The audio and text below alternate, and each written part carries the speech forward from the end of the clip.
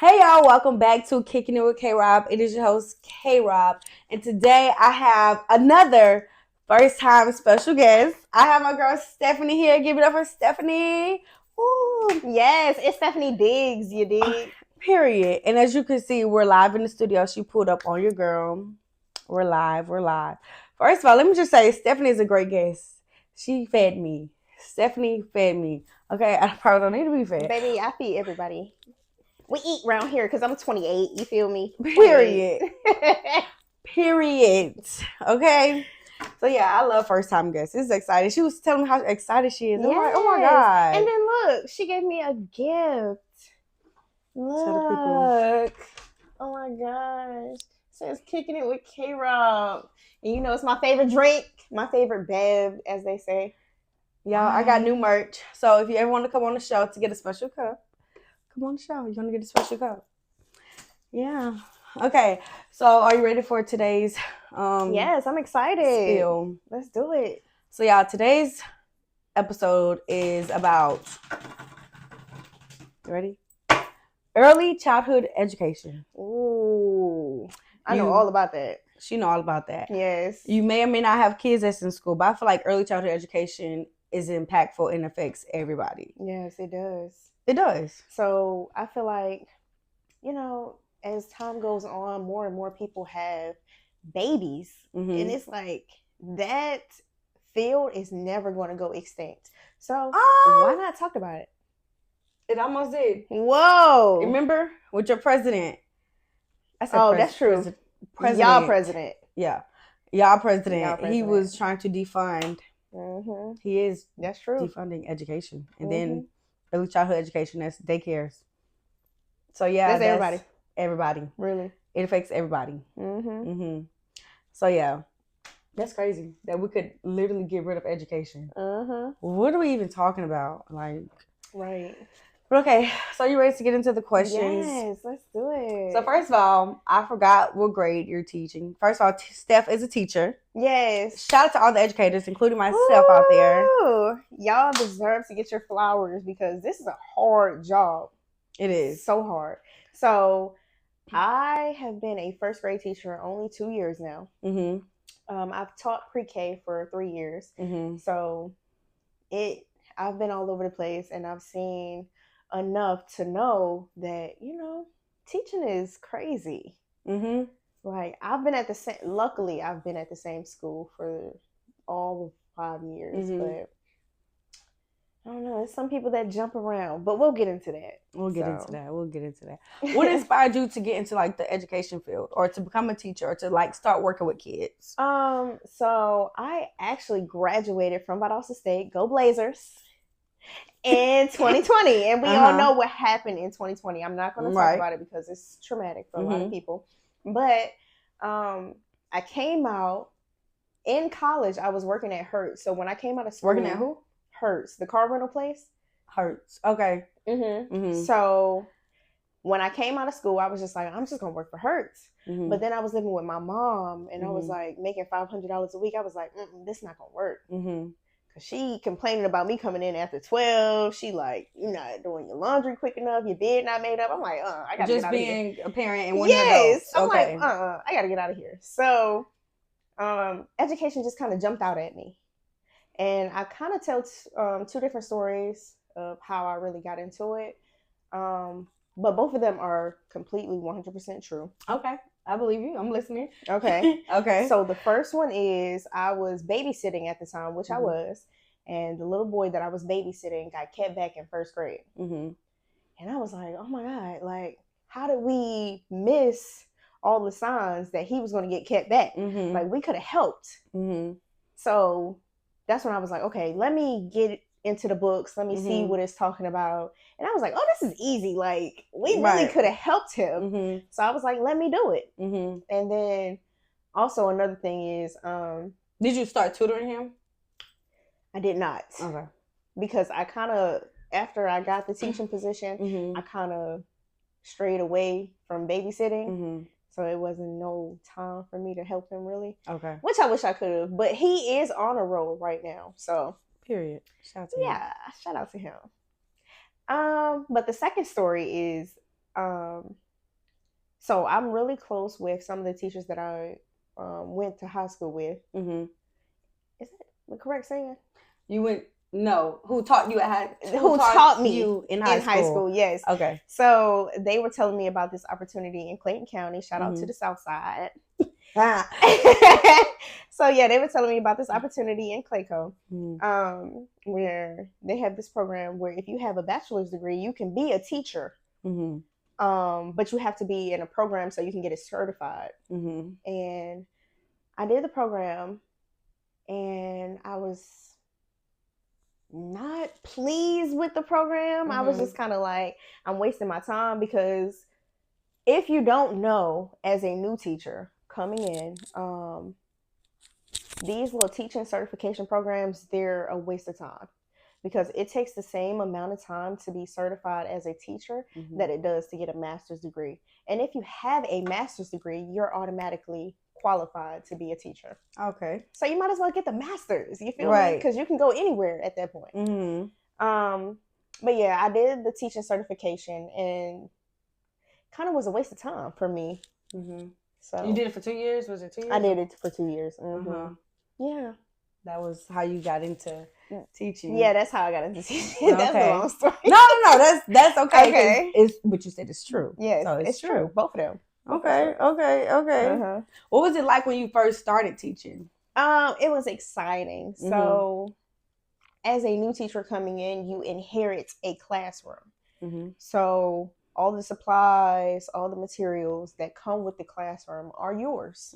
So you get to go through it and really see what it is. And, you get these new experiences. You get these new kids coming in. They're excited too, because they've never been to school. It's really fun. It's and this really was first exciting. grade. So in the beginning, I taught pre-K though. Right. Okay. So all of these kids were fresh. They 4 years old coming in. Okay. They've never been to school before. They're like, oh my God, this place is so big. Like all these kids that are bigger than me, because in daycare, all the kids are basically the same size. Kids that are bigger than me, kids that know more than me. So we get to interact kind of. Yeah, it was fun. It was exciting. What would you compare it to today? Like, or is it the same? Yeah, for a teacher and a student, it's like the first day of school. Okay. Fresh supplies. Everything is new. It's like exciting. Okay. And I remember watching Stephanie's stories about how she used to decorate the doors and all of that. I was like, oh my gosh, I'm not crazy enough to do all of that. That's my favorite thing to do: decorate doors, bulletin boards, the classroom. Yeah. Okay. That's fun. What inspired you to keep going, to stay on the path of education? The money. Okay. You don't hear that a lot. Yeah, so I'm a young, single black female living in Atlanta that has a bachelor's degree in marketing. I'm trying to get away from my mom a little bit, so it's paying the bills. I can't complain. I cannot complain. So do you think the kids? Wait a minute, because we had a conversation a while back, and you said you were thinking about closing the doors on that. I am thinking about closing the doors on that. So I'm actually taking classes at Kennesaw coming up for interior design, because that's what I'm really passionate in. I like to design stuff. But if that doesn't work out, I can always fall back to teaching. You know what I'm saying? And I'm walking in the door making 54, no matter what. And for me, again, as a single black female woman, that's living alone, paying her own bills, it's like, hey, I can't beat it right now. So, do you think the kids inspire you in any way to keep going? Yes. So they write me notes every day, of course. And they're like, oh, Miss Diggs, you're so great. You're so beautiful. You're like a princess, this and that. And I'm like, oh my God, yes. Who don't want to hear that every day? Right. I love it. It's great. I know you've had experiences of having attachment issues. So let me tell y'all. So yeah, if you don't know, I work at a preschool, and last week or the week before last, I found out that one of my favorite students is leaving. And she wasn't even leaving. That's hard. I thought she was leaving in May. Y'all, how I found out, I was like in the middle of doing something with other kids in a different classroom. Then my co-teacher came in and he told me, and I was like, "What? That's crazy." And then it sat with me, y'all. I stood up and I went to the bathroom. Everybody was like, "Are you okay?" I was like, "No, like this is scratching the surface of what I'm really going to do." When I found out, and what's crazy is like later on the previous week, like Friday, like Thursday or Friday, the previous week, her mom had said, "Hey, can you take everything out of her cubby?" And I was like, "No, you're not taking my baby." And she was just like, "No, I'm just taking it to wash, to wash out everything." I was like, "Okay." And that's I'm a take a picture of this empty cubby and I'm gonna send it to Mr. So and so, and it's gonna be a prank. Kiki, she's leaving. Y'all, the next week her mom told us that she was really leaving. But at that time, her mom didn't know that she was leaving. So I seen this post on Instagram the other day. It said, the hardest part about being a teacher is having to create this little family and breaking up the family every year. Oh my God. Yes, it's so hard. It's sad. It is sad. And then not on top of that, I work with like 4-year-olds and unders for the most part. And like, do you know that they're not going to remember us? Yes. For the most part, like these little humans that we treasure is not going to remember us. They're not going to remember us. But you'll have that memory forever. Yeah. And it's like, oh my gosh. Right. What do you mean they're not going to remember me? Right. Does being in this field, like, does it scare you a little bit? Like, make you scared of the future, like fearful of what's to come? Like the things that you've seen in your time being a teacher, does it scare you at all? Yeah, so a lot of these kids come to us with autism. It's so bad nowadays. Like every other kid at this point has autism. She's not. And it's like, what do you do? Do you have any certifications? Do I have certifications? Yeah, to work with autistic kids. No, I don't either. But they come to me like regardless. Yeah. So they're all mixed in. The No Child Left Behind stuff. That mixed all the kids together. So we have control of knowing who has autism, who doesn't, who is diagnosed, who doesn't. It's kind of like Russian roulette. You never know what you're about to get. So yeah, I think. Go ahead. No, go ahead. But also, this technology stuff scares me. That's what I was going to get into. They have everything. Like, I have a touchscreen board. They have laptops. They are 6 years old. What do they need with laptops? Like, nothing. They don't need laptops. And then they take these laptops home, right? As if they're homework folders. Laptops home as if they're homework folders. Y'all, these are scary times. And I don't know if y'all know that or not. If you've been, a little off with children, these kids are taking laptops home and doing their homework. They're doing tests. They're doing everything on these laptops. No more pencil paper. It's gone at this point. Really, these kids don't know how to spell. They have Google Translate and all of this, so they don't need all of the stuff that we are accustomed to. You know what I'm saying? They have access to all of that. Yes. In first grade, in kindergarten, really in pre-K, because I had laptops in pre-K. So the kids had laptops.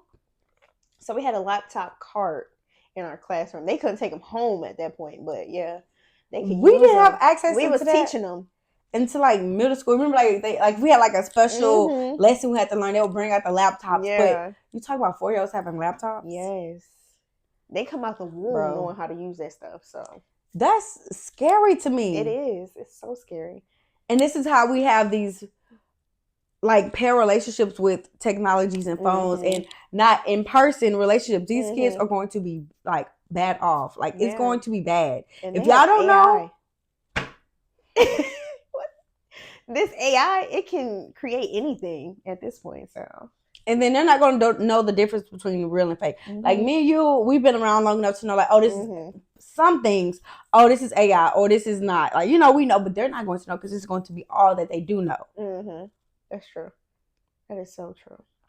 Like, I am astonished by that. Like, and I don't like it. Me either. I don't like it. What don't you like about it as a teacher?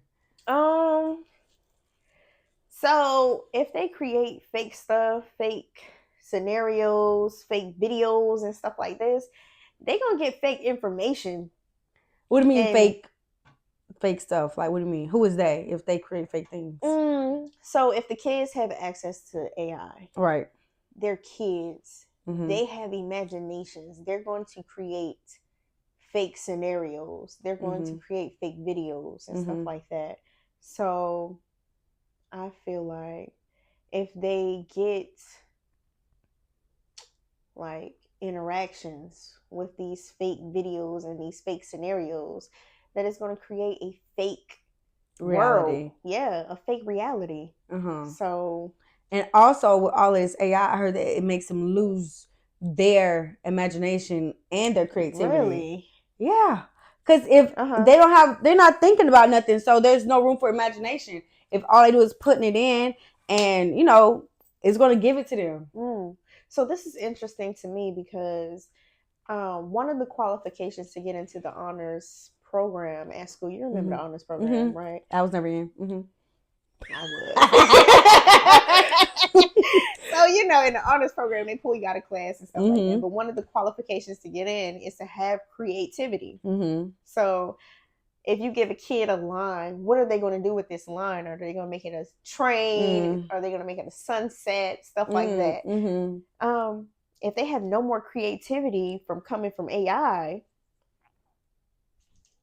how are they going to get in? Like, they're not. I heard they're going to do away with that. Do you think they should do away with that? I don't. Because I feel like it's some kids mixed in my class right now.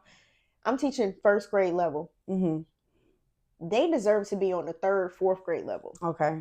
So I can't challenge them and still keep my engagement with the kids that's on grade level. You know what I'm saying? Because then that's when behavior issues start.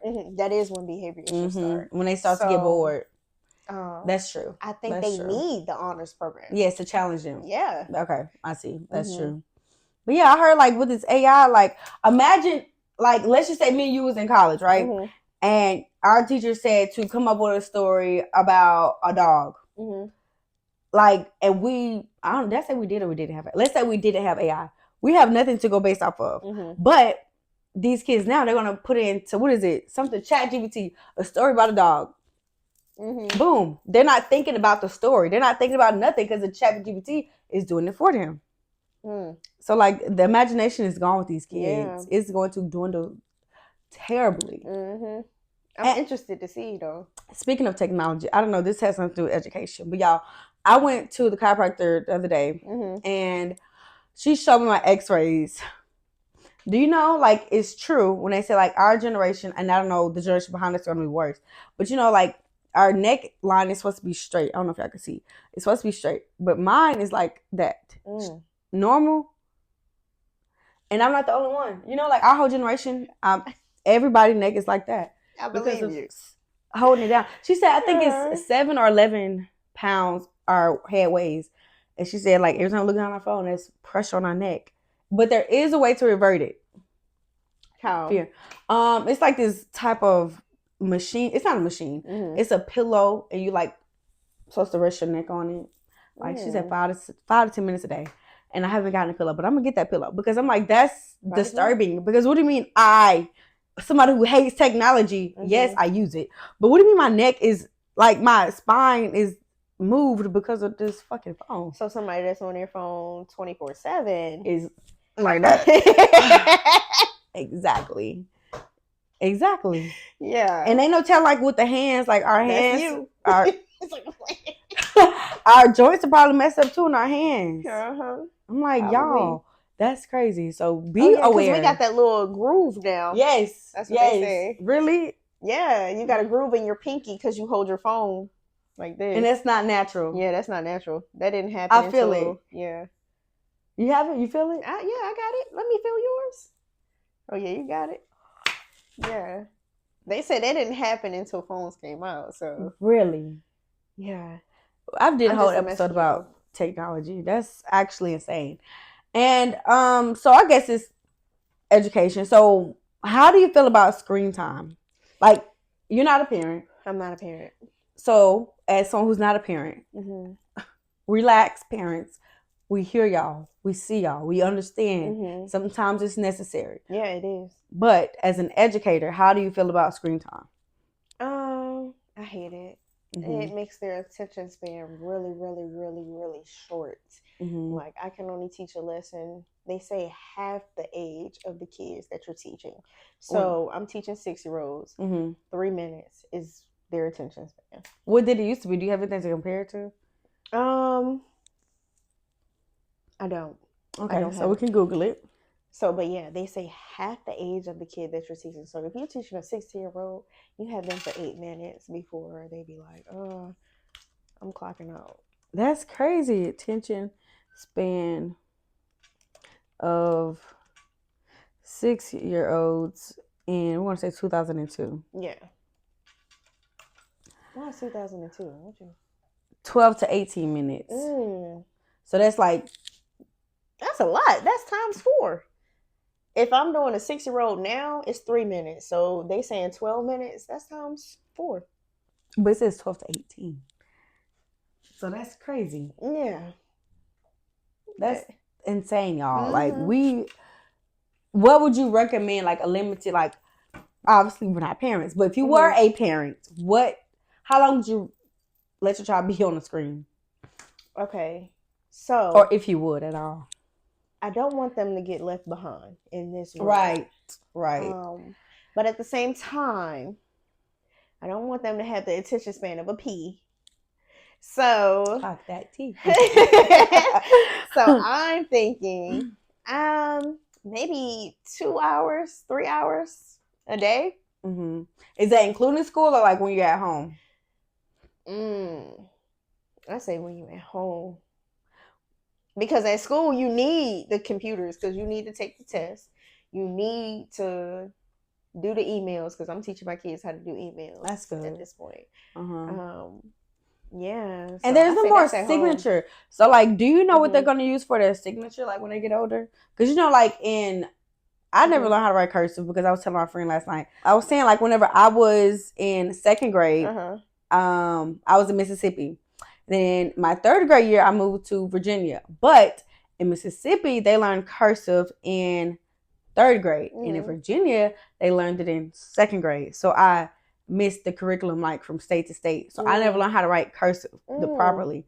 But do you know what these kids are going to use to sign off on a dotted line? So this is an interesting fact. A whole generation is going to miss out on cursive. That is facts. Okay. But they're bringing it back. Okay. They talked about it this year. It's being added back into the curriculum. So these kids, they're going to get cursive starting in 3rd grade. Okay. All the way up until whenever they graduate, of course. But yeah, it's a whole generation of kids. It's like 15 years worth of non-cursive writers. Non-cursive. That's crazy. And I heard that allegedly, like, if you're aware, they they did away with cursive, allegedly, so that those kids or that generation couldn't go back and read certain history artifacts. Really? Because, you know, back in the day, like the Declaration of Independence and a lot of things were written in cursive. So if you didn't learn it, how can you read it? That is interesting. That's my first time ever hearing that. But it makes sense. That does make sense. That's crazy. So how... they're trying to keep you ignorant. Exactly. Especially if you look like us. So if these kids are learning on computers at 4 years old, when does the writing curriculum take place? I heard their fine motor skills are trash. They are trash, but I do teach writing. Okay. Now, I will say most teachers, I'm going to say 8 out of 10 teachers are terrible at teaching writing. That would be me because my handwriting sucks. I suck. I mean, it's not just handwriting. It's teaching them how to write a paragraph. You know, you need an intro sentence. You need your body paragraph. I teach it in hamburger style. So you need your buns, your intro, your closing. You need your lettuce, your tomatoes, your meat, which is your 3 supporting details. And then, of course, you need your closing sentence again. But yeah, some kids, they don't get that. And it's kind of like, how are you going to express your ideas going forward? What do you mean they don't get, like, they don't have enough to write, like enough creativity to write this paragraph? Yes. Yes. Okay. They're not creating their own ideas. So it's hard to get that information out of them. Like, for example, on Friday, I just gave a writing prompt about who do you like better? Do you like cats or dogs better? Okay. Easy. Right? Most of the kids, of course, they said dog. But they couldn't create an intro sentence. So, you can do a question, a fact, an opinion, a number, something like that. I like dogs. Because right, is that appropriate? Would that be a good start? Okay. I think dogs are the best because XYZ. Right. You know what I'm saying? And you give your 3 supporting details, you give a closing sentence. That's why I think dogs are the best. They cannot do that. They can't do it. How are you going to express your ideas going forward from this point? Like, this is an easy topic. This is something you could talk about all day. Have you ever held a student back? No, wait. Can you do that anymore these days? Yes. Yes. Okay. Yes. Okay. Well, let's talk about it. 1,000,000 times. Yes. Okay. So I have this little boy in my class right now. I'm not gonna name no names, but I'm scared. He is for sure getting held back. He should have got held back in kindergarten. Okay. Because he can't say full sentences.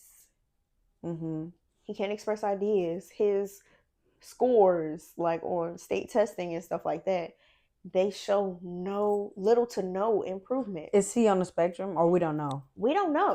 Okay. His mom refuses to get him tested because she works until 9 p.m. She says she's working with him. But if you're working until 9 p.m., he got to go to bed at 8. You're not working with him. Right. So I'm holding him back, not only because of his academic status, but because I don't feel comfortable sending him to learn new information. And he hasn't retained any of the information that I've given him. So I can't. It's doing him a disservice. It is. It's doing him a disservice. And as a teacher, you have to make those kind of decisions early on. And to have that conversation with his mom. Yeah, I was going to ask you about that. She cried so hard, and I'm just like, oh my gosh, like, please do not cry, because this is basically why I got into teaching. You remember the little boy that I was telling you about that got kept back. This is why, like, these hard conversations, why it is so hard to teach. I cannot help your kid. As much as I have tried, I've set him next to me throughout the day. I cannot help your kid. Nobody in this building. Like, I have support staff that pushes in to help me with kids because again, I didn't have any training in the teaching field. I came in as a marketing degree person. I don't know anything about teaching.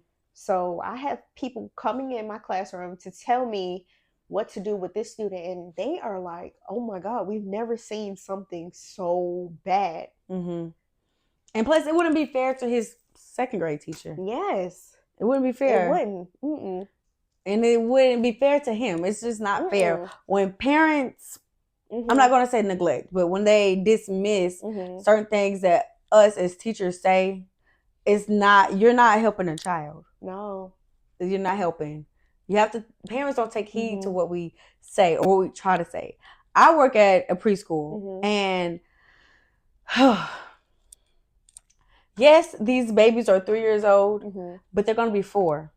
And then they're going to be 5. You take what I say right now as a grain of salt, and you can argue with me. I saw this quote, and it was like, you can argue with the teacher. You can argue with the preschool teacher. You can argue with the principal. You can argue with the director. You can argue with everybody but the judge. Do you understand that?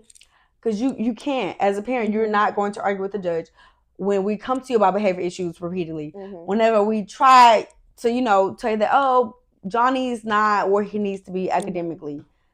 And we're, as a preschool teacher, I can't tell them either the kid is autistic. But also, as a pre-K teacher, you see 3-year-olds all the time. All the time. You know how they supposed to act. Exactly.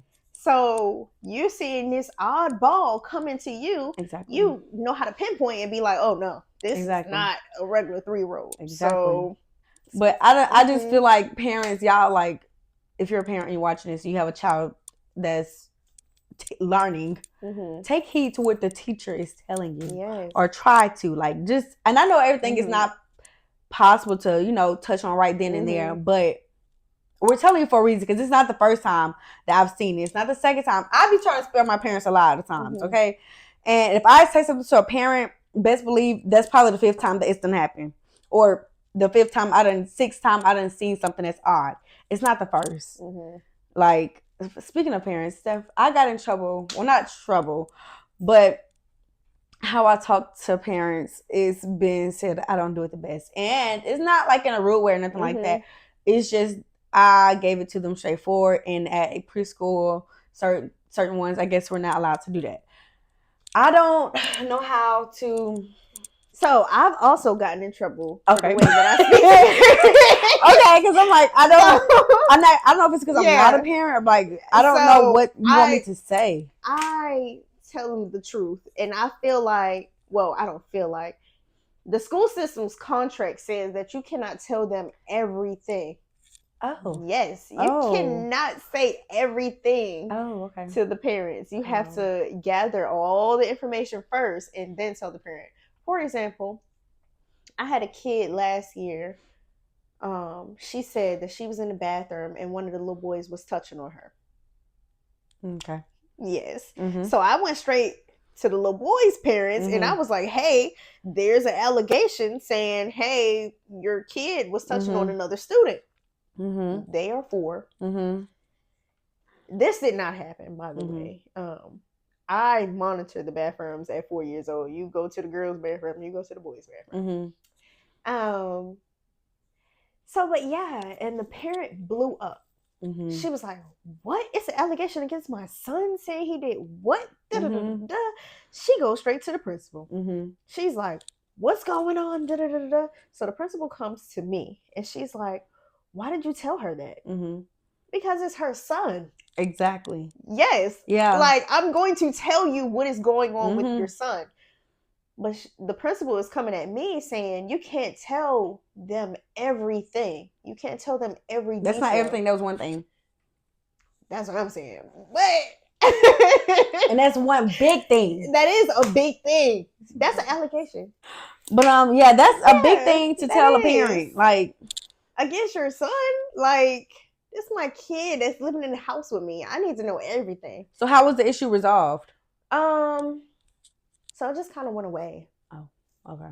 She stopped asking about it. The principal stopped talking about it. It just kind of went away because they're 4-year-olds.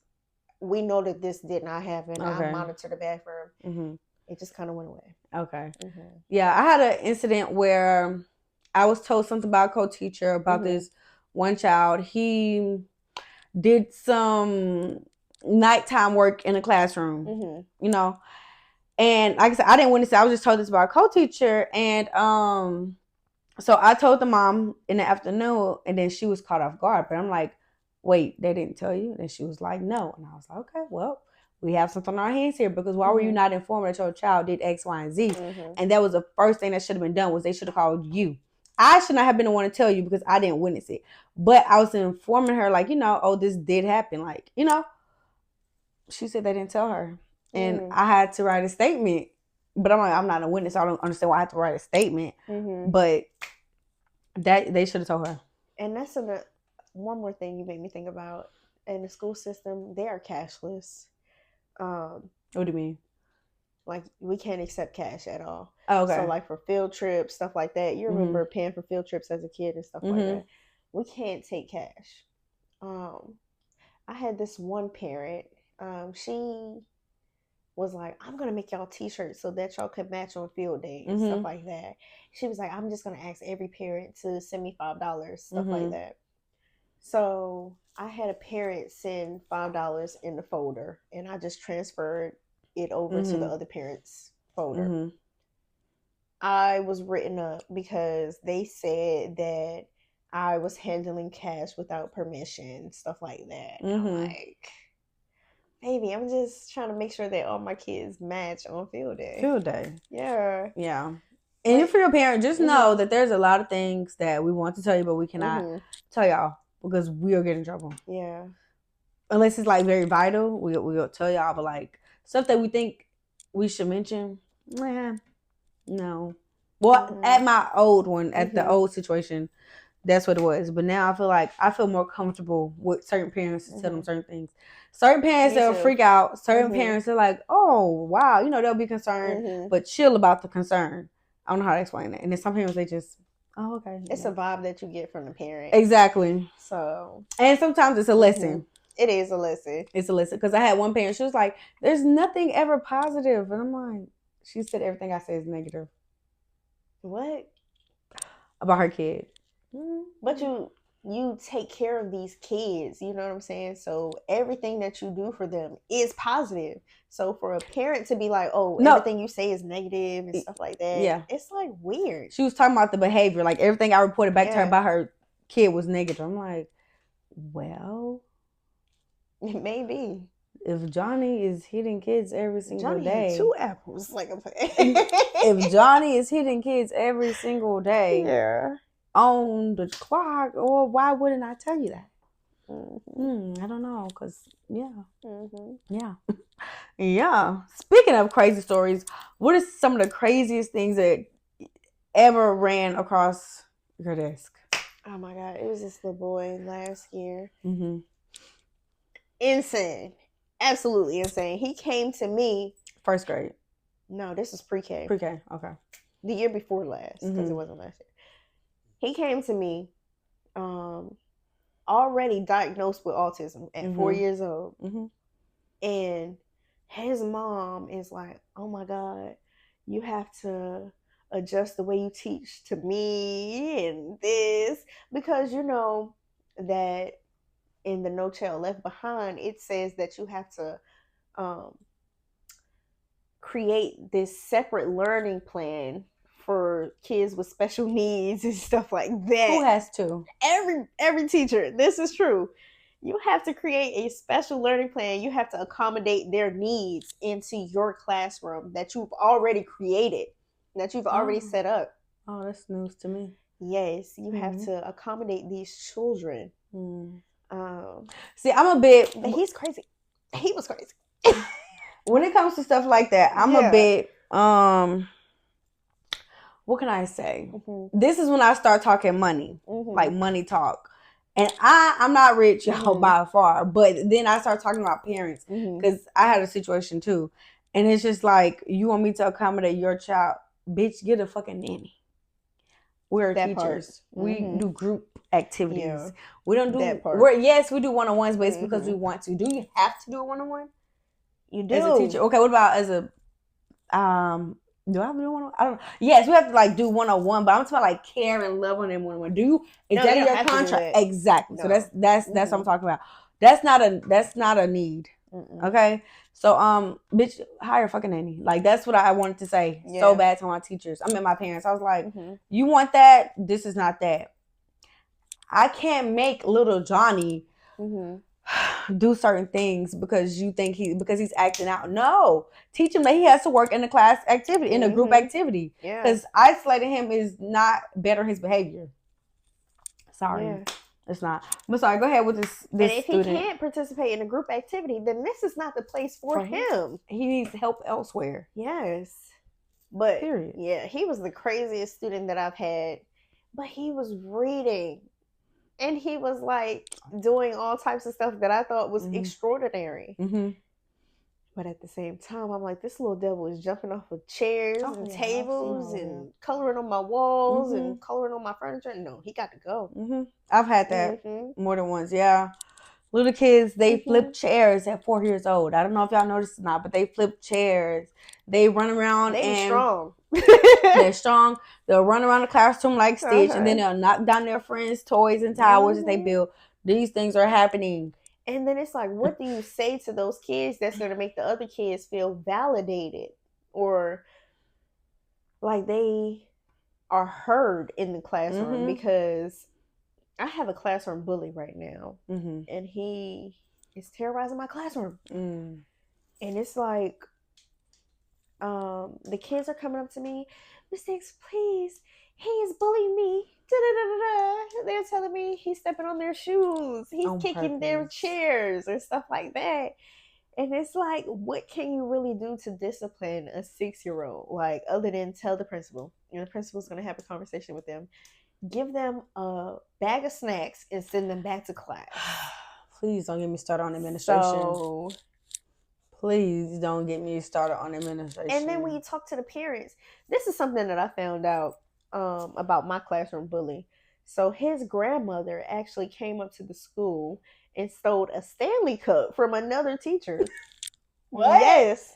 Took it right off the table. And they ran the cameras back, and sure enough, it was his grandmother.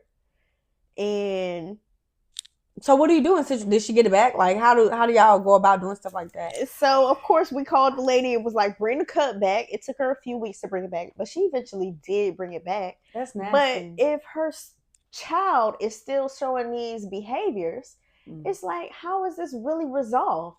If the grandma's acting like that, why wouldn't you think that the child is acting like that? It's a generational thing. It is. That's insane. Granny a thief. Granny a thief. Son a thief. Mm-hmm. I'm thinking the whole family. At this point, stay away from my car, my keys, my phone, everything. But you know what's crazy? Like, not all situations are like this, but in situations where kids are acting out like that repetitively every day, you find out like the saddest things about them, like their home life. Some of them, not all of them, because some of them just bad as fuck. Like, and that ain't no home life immaculate. It's just bad as fuck. Yeah. And no discipline. But yeah, there are certain situations to where, so like maybe a week or two after I got at my at the school I'm at now, there was like this boy and a girl kid, 2 and 4. They were both acting out like very, very bad.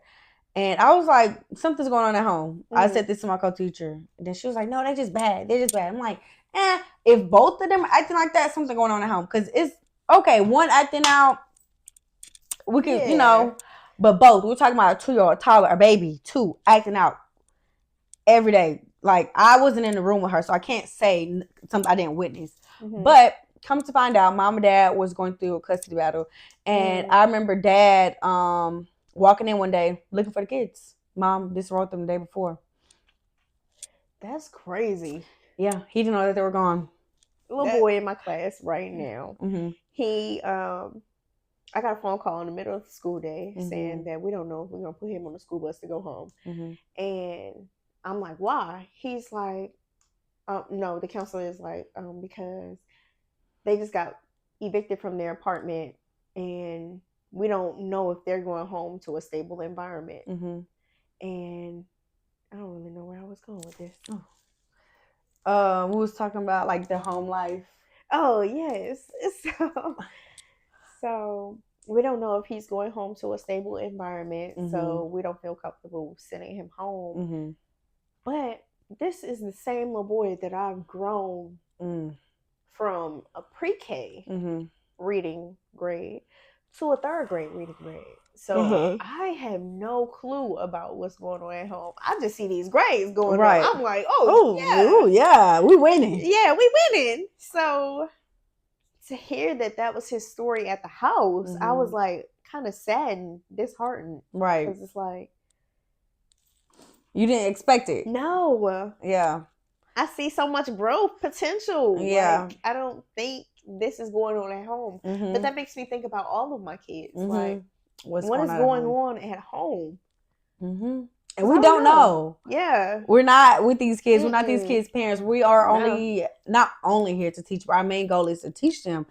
And yes, we deal with behaviors, but at the same time, like, we don't know. Like, we don't know what these kids are going through. Because I'd be like, bro, if you don't sit your bad ass down and shut the fuck up, that's what I want to say to these kids. Yes. Like, that's literally what I want to say, but I can't say that.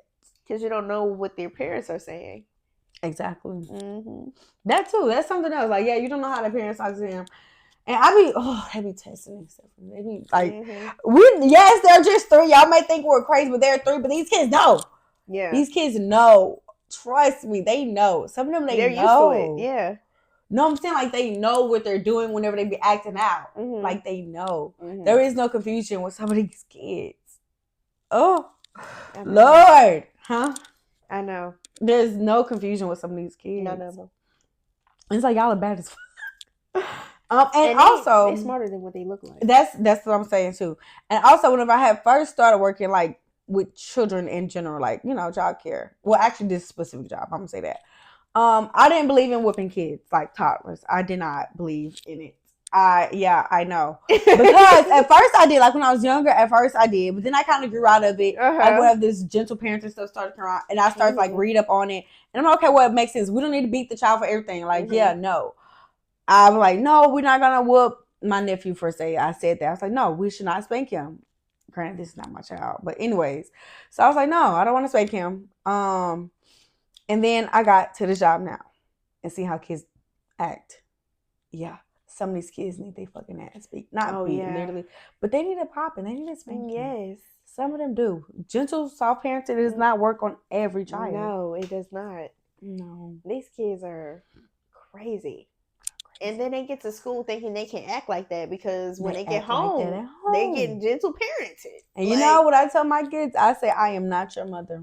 I tell them that. I say, you can do this at home, but you're not going to do it here. Yeah. You're not writing on my walls, my furniture. You're crazy. You're not doing it. Especially at 6. Yeah. 3. You're not throwing paper everywhere. No. Yeah, no, we're not doing it. Like, I don't know what y'all do at home, but I can tell you right now, we don't do that in this classroom. We're not doing it. Discipline. I'm not the best at disciplining. Me neither. Okay, because I'm so nice, and I just want every kid to be smiling and happy and just jumping. Let's dance. But these kids, they know what they doing. Like, they'll be in your face, playing in your face, like you're not just sitting there watching them. Yeah. They'll be talking, and you'll be like, I just watch you talk. Like. Yeah. And I'd be like, if they say something smart, I'm like, who are you talking to? I did ask them who are you talking to because you're not talking to me. Yeah. You're not. 3 years old, 4 years old, you're not talking to me. Watch what you're saying. And because you're so nice, that's why they think they can test you. And I don't think I'm nice. Like, I don't think I'm a nice really? teacher. No.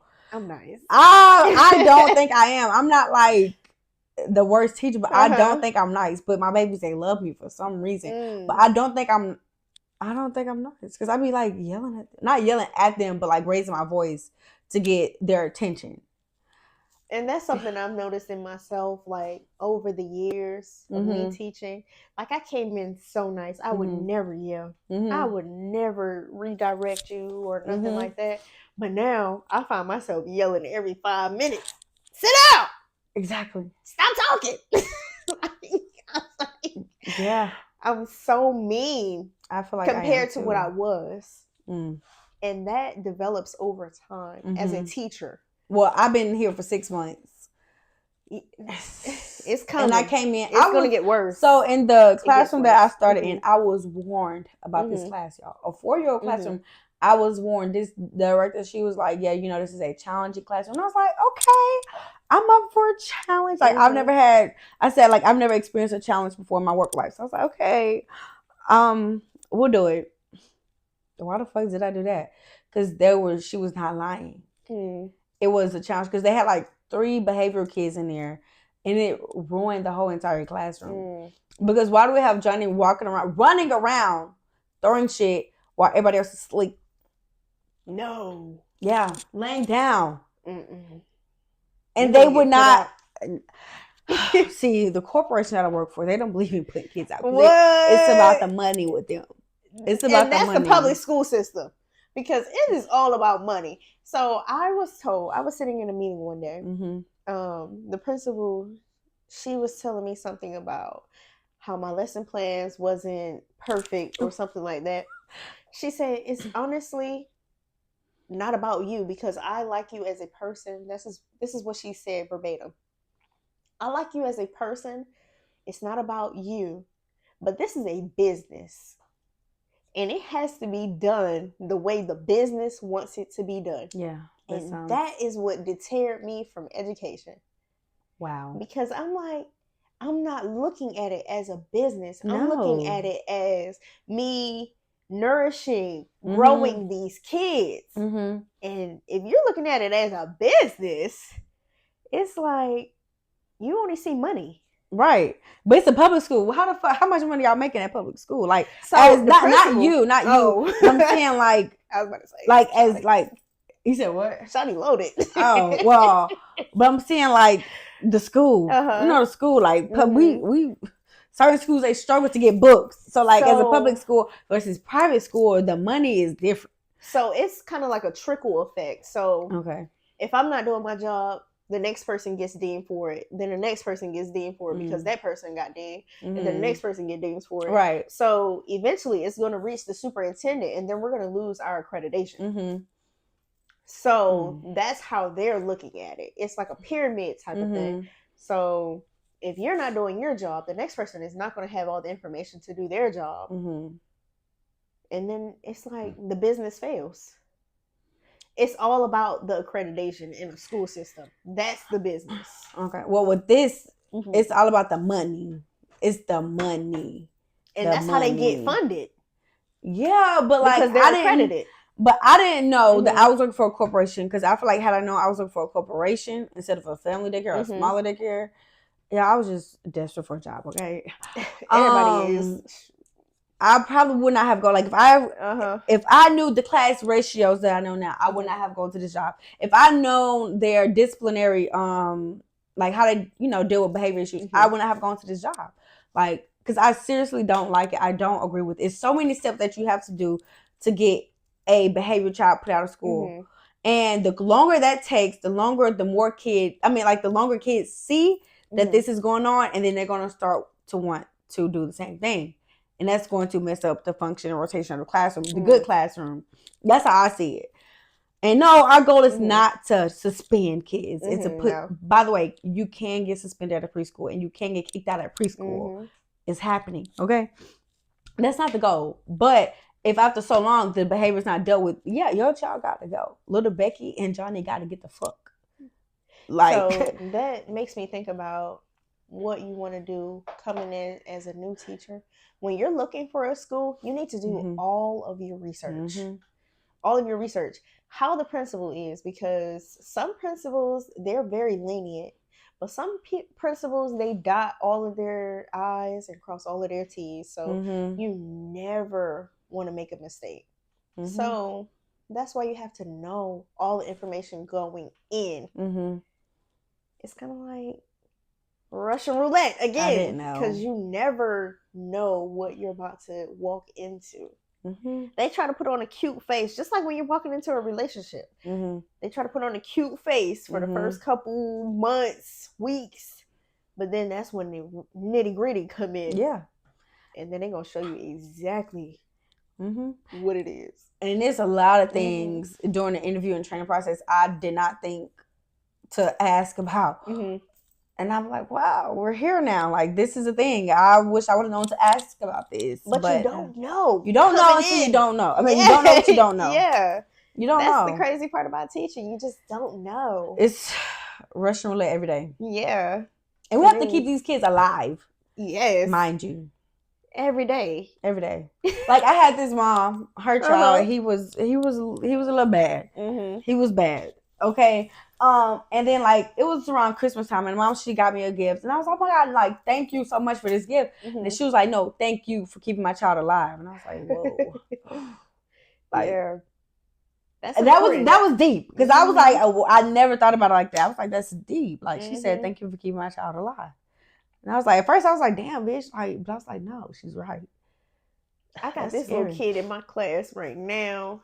Like, she need to be in a bubble. She is so clumsy. Oh my gosh. Every day she get hurt. It's something. And the mama's just like, yeah, I knew she was going to do that today. Or like some crazy stuff. And I'm just like, no. This girl is so clumsy. She need to be and then don't get me started on the Band-Aids. They love the Band-Aids. Oh my God, I got a paper cut. I need a Band-Aid. Ooh, what they got? What is it? A splinter. Yes. Let me get that. I need a Band-Aid. Come on, bro. Y'all is move on. Yeah. Move along. Right. Move along. Come on, baby. You ain't dying. You need to go to the hospital. And it's all of a sudden gonna feel better. Baby. It's not. So okay. Since we didn't talk. So what was it like for you transitioning from preschool to first grade? So it was hard because in preschool we don't give grades. Mm-hmm. So having them do actual work, mm-hmm. it was like, oh my God, I have to grade this work. Mm-hmm. And then I have to put it in the grade book. Mm-hmm. And it's like, this is too much. This mm-hmm. is extra work. Mm-hmm. On top of, I have to tie their shoes. Oh, I'm not doing that. I have to make sure that they eat. Okay, I could do that. I got to make sure they use the bathroom. It's like so much more information. And then I'm teaching them how to read on top of that. You have to tie their shoes. Yeah.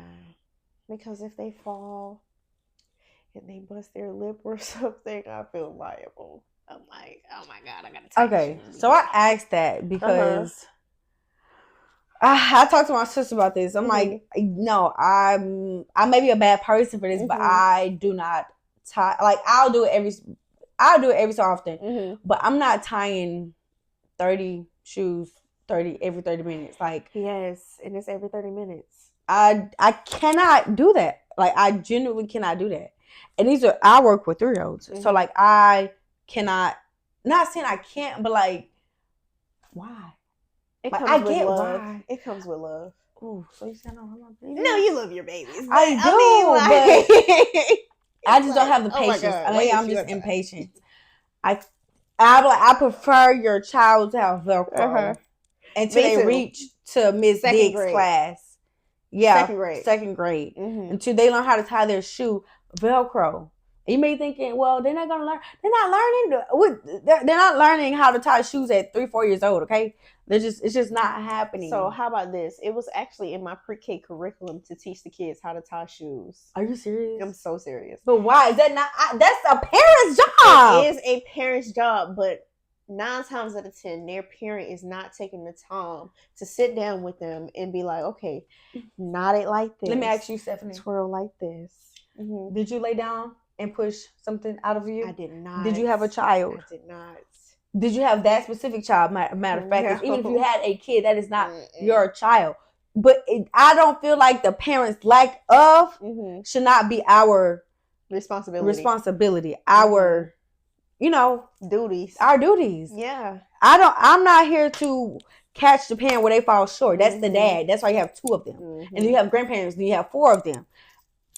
I fall in the question of mm-hmm. 1 plus 1. Like that's why I fall in, teaching them maybe their ABCs, 1, 2, 3s, how to write, how to read, how to do certain things. They say that tying shoes falls into the fine motor skills category, and you need fine motor skills in order to write. You do. To learn. You do. To move forward. My mom told me how to tie my shoe. Why it's in the curriculum. Who taught you how to tie your shoe?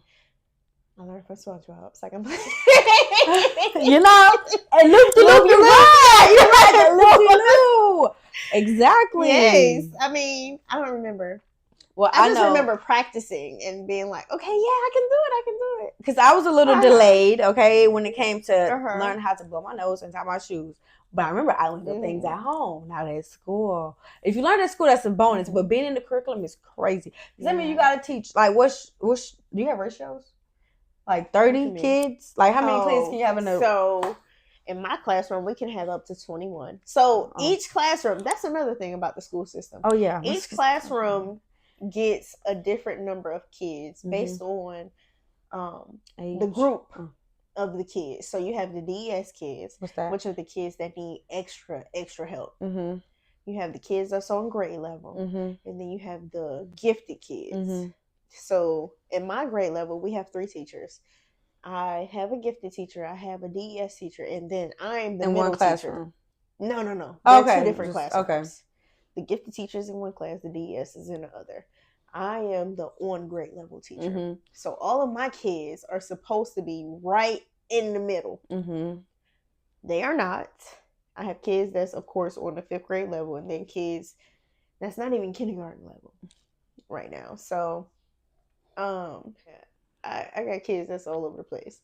They not getting what they need at the house. Some of them are definitely not. But I have kids that go home, their parents are texting me like, oh my God, what do they need to do today?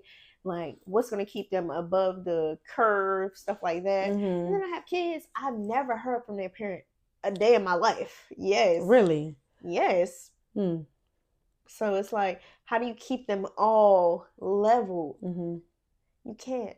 But let me tell you the most disrespectful thing a parent has ever said to me, and this is recent. So, little Susie doesn't know how to potty. So, she's 3, going on 4. Sometimes. Little Susie does not know how to potty. Little Susie used the bathroom in her underwear. Number 2, bowel movements in her underwear. Like their pull-ups, like their diapers. So, sometimes I'll try to save the underwear. These 2 particular days, 2 days in a row, I couldn't save the underwear. And I told Mom, sorry, I couldn't save the underwear because it was, it's just, that bad. It was that, I'm not touching shit. Yeah. So then when I told her that, she looked like she had an issue. So I was like, okay, whatever. We'll find out soon on next episode underwear? Of Dragon Ball Z. Come to find out, she asked the director at the school if we could wipe out the underwear and save it. Save the underwear. Don't throw them away. You know how much underwear costs? Like $5 for kids for a pack of 6. I mean, and then I was like, you know what? Maybe everybody don't got it. Maybe that's true. Everybody might not have it. However, you're not about to sit here and ask me to wipe shit out your daughter's underwear. Right, your baby. You could have said, okay, well, can you just save it? Why not just send them in a pool? Well, she didn't ask me directly, luckily, because I would have whipped the fuck off. The message got relayed to me. No. That was the most disrespectful thing somebody could have ever said through me. Like, and then by the point that she reached the director, the underwear probably was thrown out at that point. No, I threw them away. Yeah, so they was gone by that point. What do you mean? By the time they reached the director. By the time she got in contact with the director. Oh, yeah. Yeah, so she was underwear saying, was long gone. It was gone. So I guess she was saying for the next time. No. I mean, each time is different, so you wouldn't be able to tell what's going to happen next time. No, you know what's going to happen? I'm going to tell you. Whatever's in there, it's going to stay in there with a plastic bag. Yeah. That's it. Because you touching it, not me. Not me. Well. You want to see Susie's bowel movements? You're going to. I'm not touching shit. I don't give a fuck if I got on gloves or not. And you're not supposed to. And it's not my job description. No. That's not. You're crazy. You're crazy. Crazy. But yeah, some parents, they're loosey, okay? Some parents are just loosey-goosey up in the brain. And it should do everything. Falls down on the kid. Yeah. I'm like, what? I don't. Oh, okay. So I'm sorry. Back to the original question. Original question was, what was the transition like from you from preschool to first grade? And yeah. So transition again was really hard, having to do grades. But I do like the fact that these kids are a little bit more independent. Like I can hand them a worksheet and they'll be like, "Oh yeah, we'll do this worksheet." Like the other day, I handed them a hundreds chart and it was just like, fill out the hundreds chart. I'm glad that they're writing. Yes. Okay. In pre-K, it was not like that. It was so many questions. Well, what do I have to do?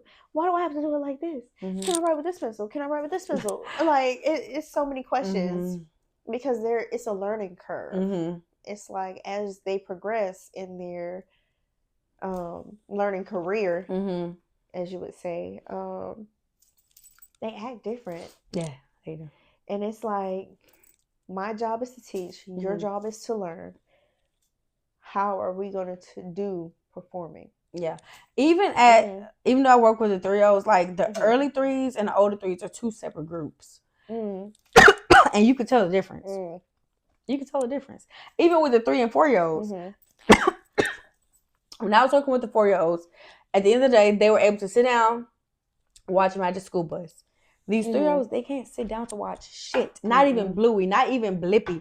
Right. Nothing. They cannot sit down and watch nothing. They always want to touch their friends out. They're always in play mode. I'm like, damn, sit down. And that's another thing about kids that's under the age of 4. They have sensory issues. So it's like they have to touch everything. They're learning. That's how they learn. They have to touch. They got to explore. They have to, I don't know, navigate through life. So so that's the real thing. So I was making sure my observation is correct, right? Yes. So it's true. Under 4. Under 4. Okay. Okay. Because I thought I was tweaking. I was like, what the fuck? And why even when they hit 4, maybe a couple months into 4, they're still touching to explore. But it's annoying. It is for very a teacher annoying because I'm sitting here trying to clean up shit. Yes, and you still touching stuff. Sit down. Sit down. Like sit down. I don't get it. I'm like, bro, what the fuck? Because at first I thought my observation was weird. I'm like, these is not my 4-year-olds. These not the 4-year-olds I worked because they would do stuff like they would, for the most part they be watching the iPad. But damn. And then the younger things, they even worse. They definitely don't sit down. No.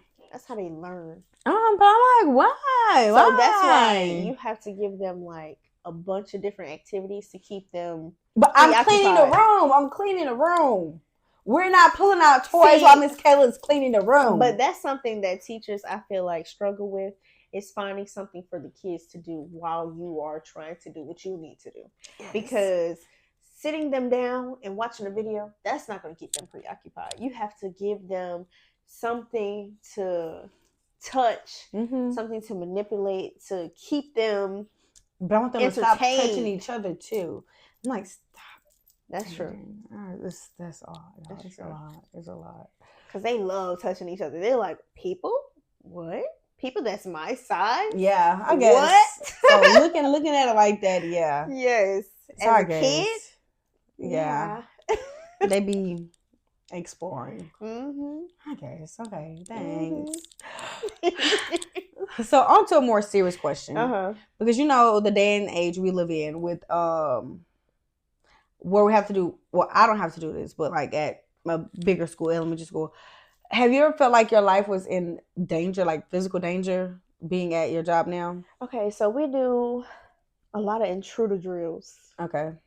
And a lot of tornado drills. That's good though, right? Like this did not exist when I was a kid. Of course, the only thing we had to do was tornado. Get down in the highway, take cover. That's it. This is interesting for me. Okay. I see all the news where it's like schools getting shot up, and it's all elementary schools. So these kids are vulnerable. That is why they target on elementary schools. And it's like when it's parents coming into the building without like visitation passes and stuff like that, that's when I feel scared. I know that's hard to say, but I do.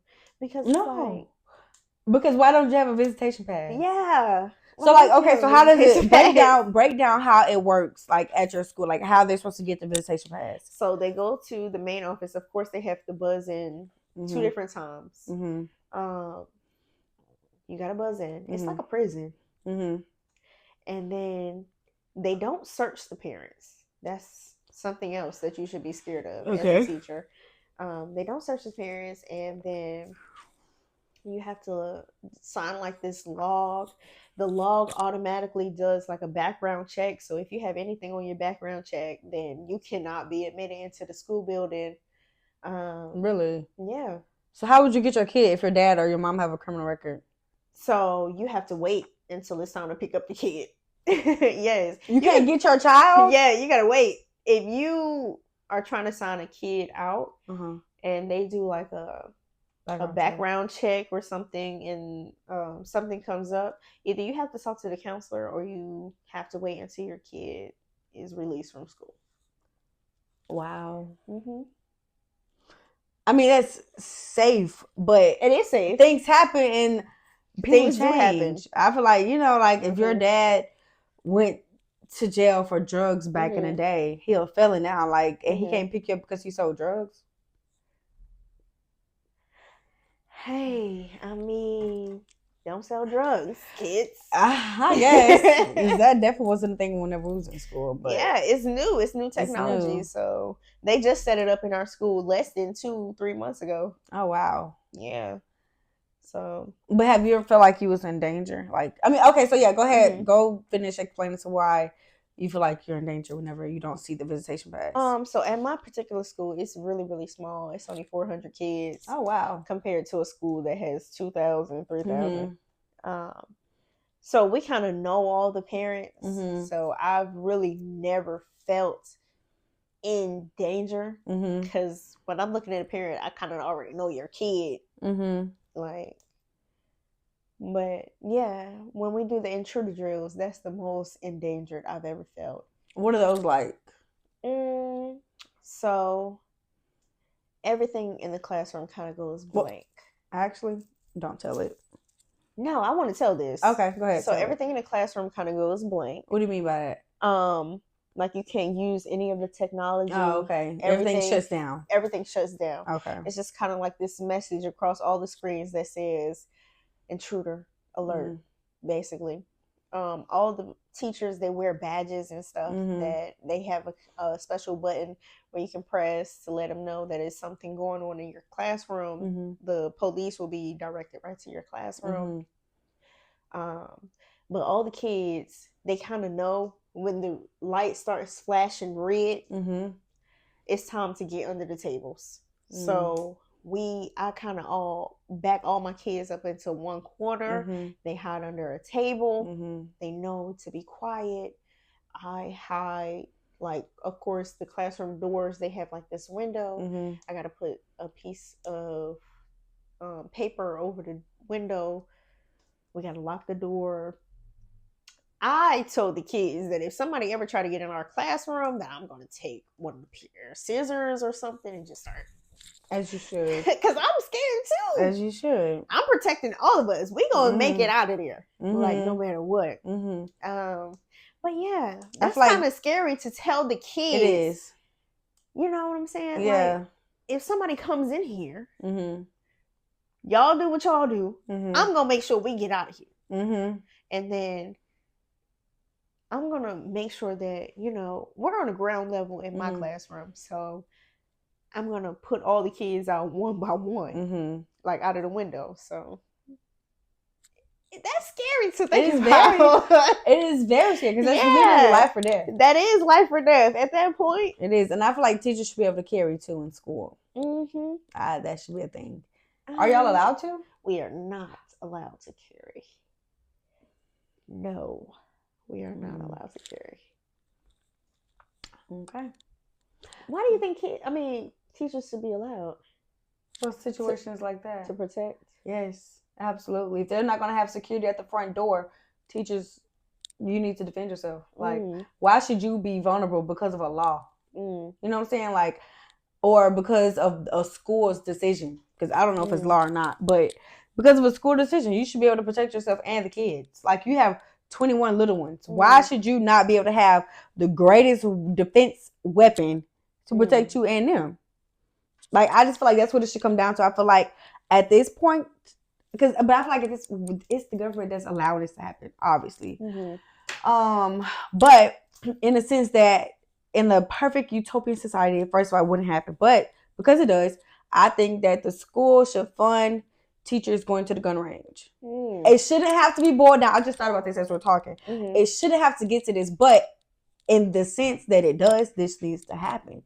It does. Like, if we're not going to have security and metal detectors at the fucking front door, we need to take other measurements. You know what I'm saying? Like, it is so funny because our security guard, he does nothing but ride on a golf cart all day. Does he have a weapon? It's like, no, he does not have a weapon. So he's pointless. So it's like, he's pointless. Who's really about to help us? Exactly. If something happens. That's why I feel like teachers should be able to carry. Like, yes, obviously, it should be put up in a safe in a classroom. Every classroom should have a safe to where no kid can access it ever whatsoever. Because, also, I don't know what percentage, but kids be shooting up the schools too. Yeah. Like, maybe high school, but nonetheless, no, they had a kid in elementary school that was 8 years old that shot his teacher.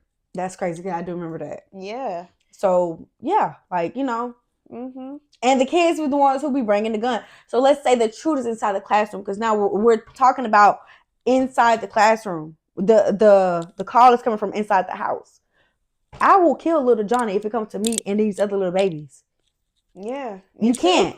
You can't. But you can't. If you are defenseless, if you don't have the weapon, how are you going to kill little Johnny? So, yeah, I think teachers should be able to carry. Yeah. Because I'm going to get you before you get me. That's interesting. Yeah. Yeah. So yeah, I think so. So if y'all are listening out there, whoever, I don't know, probably not, but that's just my opinion. I think so. Yeah, I just thought about all of that as we're talking. Wow. Yeah, I've never thought about that before, but it's true because you know it's facts. It's facts. It's facts. So my next question to you, Stephanie, is what is just what we talked about just right now. What would you like to see change in education or pertaining to education? The education field. What would I like to see change? I would like to see less stress on teachers. I feel like we do so much paperwork. It's like every day something is laid on my desk. Do this, do this, do this, do this, and I'm just like, what paperwork do you have to do? Because I don't know. So like okay, each kid requires evaluation. Yeah, we have to do those. An evaluation can be like 10 to 15 pages per child, per kid. I got 21. Do you do the math? Like, I am not sitting there all day doing 21 times 15 pages of paper, and then you still sitting.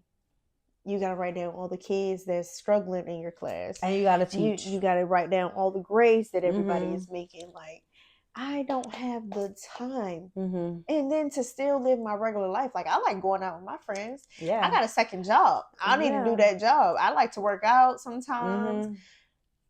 It's too much to juggle. And it's like teachers are always working past what they are paid to work. So we get paid to work 7 to 3. But you need teachers to stay after school so they can clean your classrooms. Yeah. You need to grade your papers. Do y'all not have janitors anymore? We do have janitors. So they do what is called like a basic cleanse. So they sweep. But they don't do it in classroom inspections? No. Okay. They sweep. They take out the trash. That's it. Oh, okay. So you have to make sure that all the kids' desks are clean out. Because, again, I teach first grade. The kids, they hoard food and stuff. Right, mixed in with the papers. Yeah, it's juice like box stuff all in the desk. I gotta clean the desk out. I gotta make sure that everything is sanitized because COVID hit. All the kids getting sick every 5 days at this point. I gotta make sure that everything is ready for the next day of school. That stuff takes time. I gotta make sure my bulletin board is done. I want the kids to see a nice door because when they come in, that is a motivator. Believe it or not, it is. A nice, freshly clean, decorated room is definitely motivation. It's motivating. Sure. For sure. It's so much work that goes into teaching that people never talk about. Yeah. It's too much. This 6 months has been a learning experience for me, like for real. It's too much. What else would you like to see change? I would like the kids to be separated again with special needs and regular education. Yeah. Because I like the regular education kids. The special needs kids are kind of hard to deal with, to say the least. And they have special needs teachers right now. So put them with the special needs teachers. The special needs teachers have too much time on their hands. They're walking around the school. Really? They go to Walmart. So what is their job? Their job is to pull kids out of class when needed. So it's not like when we grew up. They had classrooms. Yeah, they had classrooms. So it's not like that. They still have classrooms. But not all day like... Yeah, they don't have classes. Oh. Like they pull kids out of class whenever needed. So I know that I don't have any kids to be pulled out of my class, but the DES teacher in my grade level, she has 8 kids that has to be pulled out during certain subjects. So like math and reading. But that's only 30 minutes. Yeah, so if you're pulling kids out of my class for 30 minutes, each DES teacher is assigned 4 classes. So if you pulling my kids out for 30 minutes, her class out for 30 minutes, her class out for 30 minutes, and her class out for 30 minutes, you're really only working 2 hours out of the day. Yeah. And then now on top of that, like, that's not beneficial to the kids that's inside the classroom. It's a distraction. It is kind of a distraction. You coming in, you doing something different than what my teacher is teaching. Exactly. I want to see what you're doing. Exactly. So and then those kids that need help, are they not distracting other kids too? They are. Okay. Because they need help. Exactly. Help! Exactly. I need help. Exactly. Yeah, as 3-year-olds, like for the 3-year-olds, I know, like the ones that are on the spectrum or may not be on the spectrum, whatever you want to call it, like the ones that are different, the other kids don't know that they're different yet. They know. And at 3? Yes, they know. No, but I don't have no. I don't have any like that's low functioning. Okay. Like, I don't have any that's low functioning. Okay. So like they don't know. It's only something that we know as teachers and parents. We know, but they don't know that little Johnny is different yet. And they want to do what little Johnny does. It's like, no, you can't do what little Johnny does. There's reasons that little Johnny has to sit out during, certain activities. You know what I'm saying? But then they want to do it. I'm like, y'all can't. But they don't understand that. They don't understand it. But the kids know when somebody is different. He's not acting right. He's acting weird. They know. They pointed out more than I pointed out. So, yeah, probably at 6 they know, but at 3, and plus, like I said, I don't have any that's low functioning.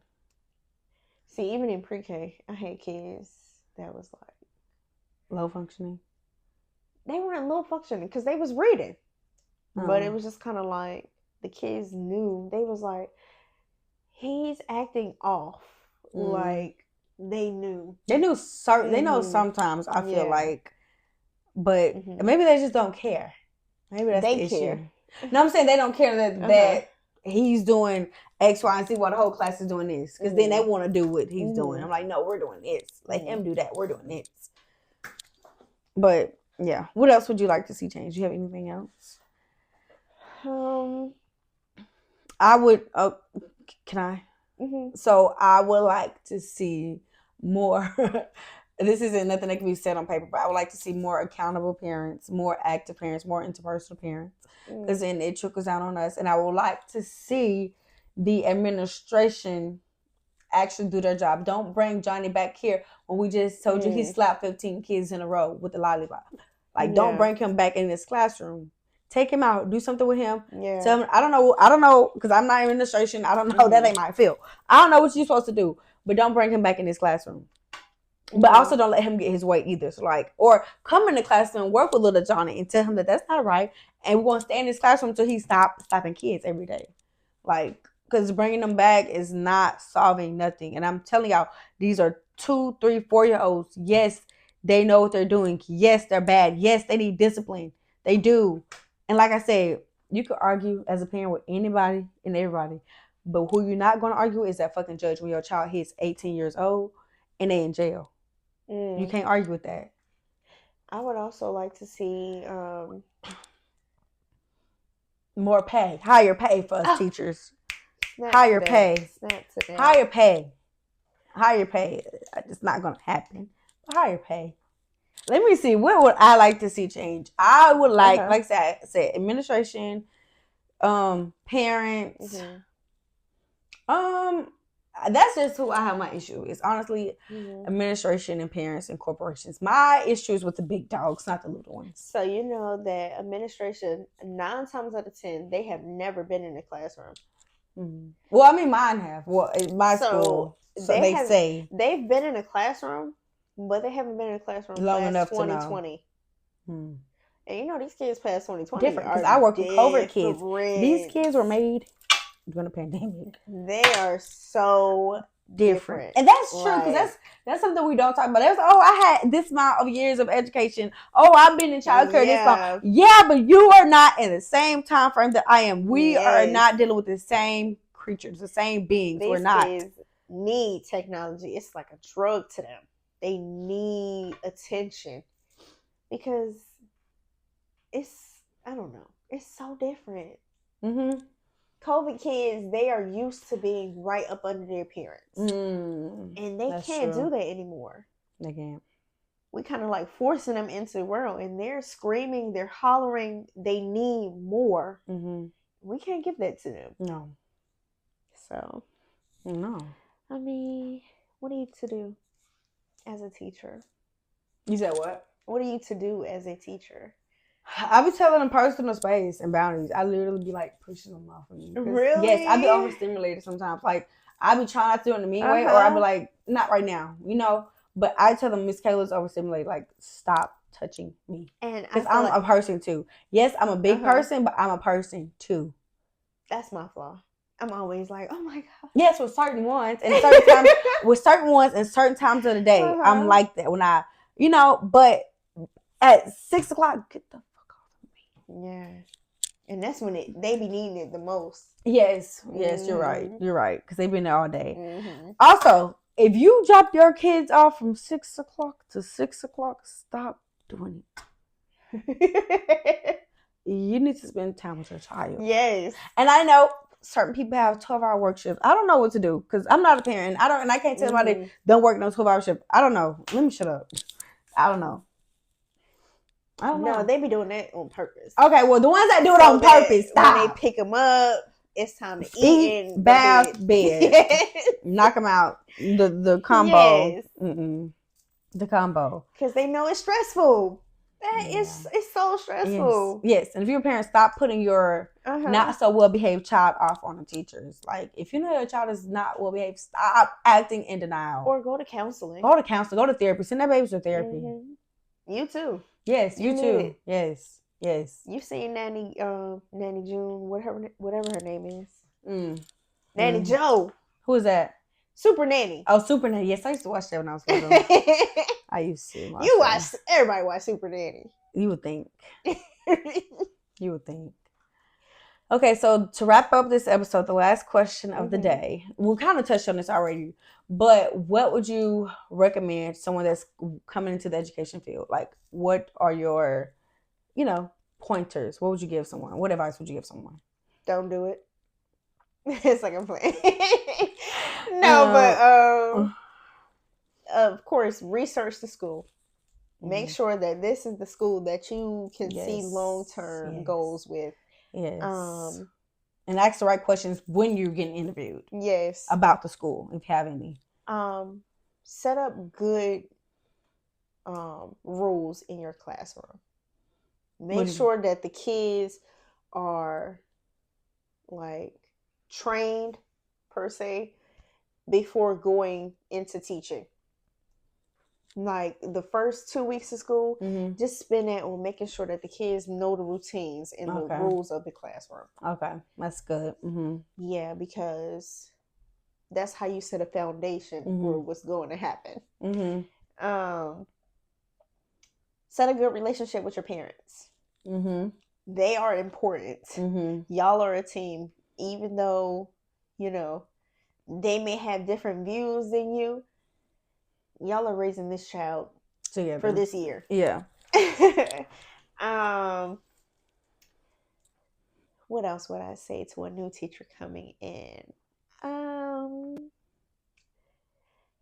Don't get mixed in with the wrong crowd at the school. Stay quiet and observe for the first couple years. At least 2 years. Okay. I say 2 years. Observe the other teachers? Yes. The staff, the principal, everybody. Stay vigilant. Because even though you may feel comfortable, like, don't do it. Yeah. Because it's cliquey.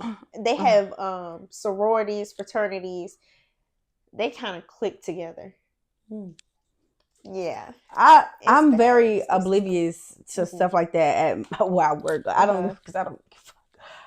Like my first 2-3 months, I was in this classroom with this particular teacher, and I didn't know none of my coworkers, and I was okay with that. I was happy going home, minding my business.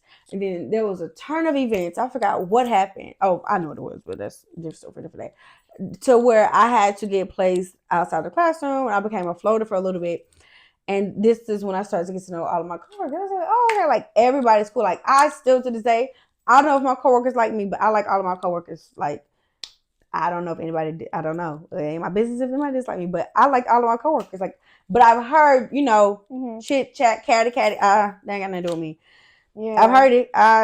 So I've heard a rumor about me, and I was like, what is going on? They said something about I'm talking about the principal being a bad person, and this, that, and the third. And I'm like, I haven't said 2 words to you. Where did you get that from? Like, I'm talking in front of the kids and stuff like that.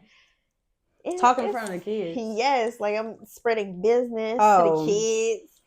Hey, baby, I'm here to get a paycheck, and I'm going home. Then I'm going to my next job. I'm not worried about any of y'all. But yeah, no, they're so cliquey. And the only people I've had issues with were administration. Really? Yeah. Yeah. Because listen, just because your job title is above mine, don't get it fucked up. I'm still in dough at the end of the day. And it was almost a situation to where like someone who is an elder of mine had me fucked up. And I'm like, okay, well, we can play the game because I have someone that's right at your age level and she's still in my life. Like if you want to go there, we could go there. I still call mommy. I still call mommy. If you think you I'm just letting you know. You know all that. You saw that? Yeah. Oh my God, it's so embarrassing. So, but I'm just letting you know, I still call mommy. Because you're here when it comes to like life experiences and age, and I'm here, but we're at the same job. You're not gonna, yes, you're my boss, quote unquote, whatever the fuck you are, but you're not gonna talk to me like I'm down here, like I'm a toddler. That's not what we're going to do. And the only reason I didn't walk out on this particular day was because my coworker was out of ratio. She would have been for the whole day, and that's the only reason. And I remember I was talking to her about it because I had got right up. It was a phone write up. And I was talking to her about it. She was like, shh, because I was getting loud, because I was getting mad. And I didn't realize like I was talking loud and loud. I'm like, bro, she got me so fucked up. And bitch, the only reason I'm in here right now is because of you. Like, I did just want to push her through out the fucking door. Like, what do you mean? And mind you, I didn't mind the write up, but it was about how I was approached about the write up. It was about how I was approached, and I didn't appreciate it. And I actually asked for a meeting, but it never happened. Not to her, but like with her. I want somebody else like mediate the meeting, but it never happened. And that's fine. But like to this day, and it's not the first time that I heard she talk crazy to people. But like we're cool now, but I just after that I know how you get down. Like, we're friendly, but I know how you get down. And let's not let that happen again. That's how I am with my principal. We would speak, but it's kind of like, girl, you go your way, I'm going mine. How about she wrote me a note? So, this is some information I haven't told many people. But is it work drama? I'm leaving the school that I'm at. I've been there 5 years. But I'm leaving, and she kind of just like walks past me. So she wrote me a note the other day that says, "Thank you for giving everything you have to your scholars. Your boards always look great. Heart." That's it. Your boards always look great. Yes, that's what I said. I said, what? Girl, you could have kept that. You could. And then she passed you a note instead of telling you like, "Oh, Stephanie, like I hope you do well wherever you go in life." Like, a send-off letter. Like what? Your boys always look great. And I was just like floored because I've given almost everything I had to these kids. And you tell me my boards look great. How often do you change your boards? I try to change my boards once a month, right? Just to give the kids. And how often are you with them kids? Every day. Every day. Every day. Every day. But let me see. What would like she said, do your research on the corporation or the school that you're going to be with. Yeah. Please, and come up with the right questions. Ask questions. Yes, during the interview. And make sure that you love kids. Don't do it just for the paycheck. If you're there solely for the paycheck, you're in the wrong business. I feel like.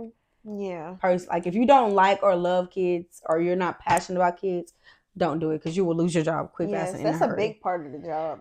Like loving kids, right? It is. You have to actually like kids. You have to like kids or love kids. Like I tell people all the time, I love kids. but I'm not passionate about kids. I love kids, but that's the thing. You have to like them or love them more. You know, like you have to. And if you just like, oh, kids are cute, no. You actually have to like them. Like, oh my, you have to be, you know what I'm saying? Like, because they right here. They're right there all the time. This is it. That's it. That's like you saying that you want to grow up to be an NFL player and you don't like football. Yes. It's not gonna correlate. Yeah. Because then you're gonna lose relationships with the manager, your teammates. Like, no, everything's gonna crumble down. What else? Something I'm working on is like have patience. Me too. Because I'm so short tempered, especially now. Like when I first came into the school system, I was so patient. Like I would wait all day. I would be like, yeah, okay. But now I'm just like, no. Didn't I tell y'all to get in line? Exactly. Like, exactly. Oh my God. Like I'm saying this 6, 7, 8, 9 times a day. I don't have time for this. I got paperwork. Let me tell you. At the other preschool I worked at, this was like back in 2021. It was very short-lived preschool career. But when I say that my coworker she's from your side of town, Baltimore, Maryland. When I say she had these 4-year-olds, like military soldiers, at first I didn't like it. And some parents didn't like her. But when I say it worked, it worked. Like the kids, they were in line. They was in order. They know she didn't play. They knew to come in, wash your hands. They knew all the rules from top to bottom. And these kids did not fuck around. And these kids end up smarter. They were. Like these kids were writing. I was amazed that they were writing their names in pre-K. Like I was so amazed. I was like, wow. And lined up talking about silence and in line. Because kids are in the business of pleasing the adult that they're under supervision of. Okay. They just want to please. Good to know. And it's like, if they do everything that she says, then she's going to reward them in some type of way. Yep. And same with me. Like, I give my kids a party every week at this point. Really? And it's just kind of like, if y'all do what I say, man, y'all can get anything y'all want. Because it's like, y'all making me look good. Yes. And feel good. Yeah, and feel good. This is an easy job for me. Just to come in here, don't have to say much. Yeah. So they're in the business to please. That's good to know. Do I have any more? You have any more questions, concerns, comments? Do you think you'll stay in teaching for a long period of time? Nope. And I say that because if that was the case, I wouldn't be doing this right here. And I told my director whenever I first got hired, I was like, yes, I love kids, but I'm not passionate about kids. I'm passionate about media. And I've always, even when I was a little girl, I've always, like I have a large family. So like I always used to get my little cousins in the back room and I used to always be their teacher. I like teaching. I like kids. I like it. I love it. But it's not my passion right now. So do you think the school system is too easy to maneuver into? Like, people have passions for other things. Like, I'm into interior design. You're into media. Is this just a fallback? Bypass? Yeah, a bypass? Yeah, I'm going to be honest, it is. But I like what I do. Like, I love the kids. I like teaching, but it's just a bypass. I don't know if some people, obviously, they love it and they're passionate about it. I'm not. So, like, this is their end-all, be-all for them. But for me, it's not. I didn't even want to. Like, I high-key, low-key want to go back to nannying. I do want to go back to nannying. I like nannying more than this. I like nannying more than this, too. Because, you know. Because you can sit there, you can drink your wine and just be chilling, and the kids are... But... Like, it was easier. Babysitting. It is easier. And then, now on top of that, I don't like the ratio. This is something I should have been talking about. But I don't like the state ratios in Georgia because for the classroom I'm in, is 1 adult per 15 3-year-olds. That's a lot. That is a lot. And our capacity is like 21. That's a lot of kids, of 3-year-olds. Yes. Even in my pre-K class, it was 2 adults to 20. That's a lot. That's a lot. So yeah, no, I prefer the one-on-one individual time. Like I like that a lot more than this. But yeah, no, this is not what I want to do for the rest of my life. This is not what I want to do for the rest of my life either. But again, I like the money. It was a chapter in my life. It's a chapter. Yeah. That's what I'll say. And Teacher Appreciation Week is coming up this week. It is. So, you guys, please be nice to your child's teachers. Please. Tell them how much you love them. Please. It is appreciated and it's not going unnoticed. Please. What are some of the best gifts you got? Now, some of the best gifts I got for teacher appreciation. So I got custom cups with my names on them. Yeah. This is one of my cups. Oh yeah, I remember. Here. It's so cute. Says teacher on it. I love it. I got this for my first. So we do 2 teacher appreciation weeks throughout the year, and that's what I got for the first one. I got some bags, custom bags with my name on it. Me too. So cute. I got some really cute stuff. They sent me a whole bunch of chocolates, like $300 worth of chocolate, gift cards. They never go wrong with those. Yeah. I got $100 gift card to Macy's one time. That's what I spent my Christmas gifts.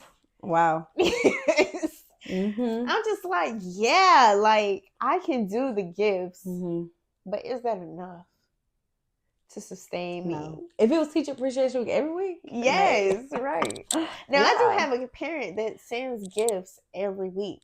Like, on Thursday she sent crystals. Everybody got a hamburger from Crystals or whatever. Oh. I thought that was cute. That's very, yeah.